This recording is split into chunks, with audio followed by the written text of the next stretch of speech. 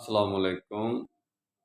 میں قربان جاؤں اللہ تعالیٰ کی حکمت اور دانائی کی بھری ہوئی لبریز قسم کی کتاب سے، کتاب الحکیم سے، قرآن مجید سے، کہ اس میں وقت آنے سے پہلے ہی اللہ تعالیٰ نے ہمارے لیے ہر چیز وہ بتا دی ہے کہ جو آنے والے وقت میں ہمارے لیے ہونی چاہیے تھی، ضروری تھی یا ہونے والی ہے۔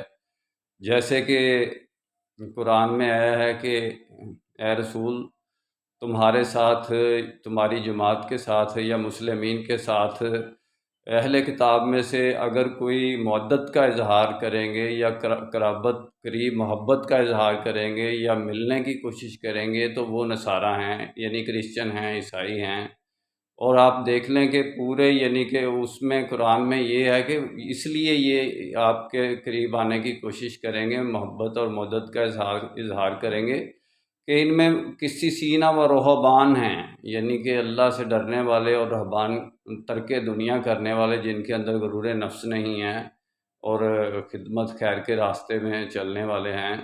تو وہ لوگ کہ ان کے بارے میں تو یہ بھی ہے کہ وہ جب اللہ کی آیات سنتے ہیں تو منہ کے بل سجدے میں گر جاتے ہیں۔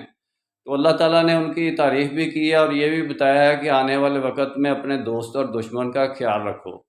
ہم نے کیا کیا ہے؟ ہم نے کہ ان لوگوں کو دشمن بنا لیا ہے اپنا، کہ نصارہ کو اپنا دشمن، امریکہ اور دوسری یورپی یونین کو ہم نے کیا قرار دے دیا ہے کہ ہمارا دشمن ہے۔ حالانکہ امریکہ اور نیٹو فورسز نے بوسنیا سے لے کے افغانستان تک ہماری اپنی جاہلانہ حمیت کی جو جنگ، کہ وار اینڈ ٹیررزم، آپس میں بھی ہم لڑ رہے تھے اور دوسروں سے بھی لڑ رہے تھے، ایک فتنہ اور فساد کبیر زمین پر پیدا کیا ہوا تھا۔ اس وار اینڈ ٹیررزم کو بوسنیا سے لے کے افغانستان تک، ایران، عراق، کویت تک یہ سارا ختم کیا۔ تو دیکھیں نا، وہ انہوں نے اچھا کام کیا۔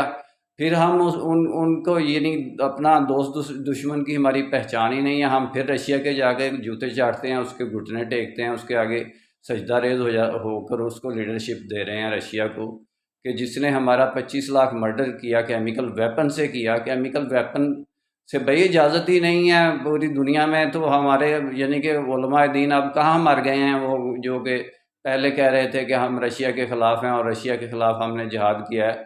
وہ یہ ساری کہ بندر بانٹ تھی، یہ ڈالر کھانے کا گیم تھی۔ میرا کام اسلامک ورلڈ کی امن اور یونائٹی کا ہے۔ انشاءاللہ ڈیٹیل میں بات پھر ہوگی، نسبت، وحدت، خدمت، خیر کے ساتھ۔ اللہ حافظ۔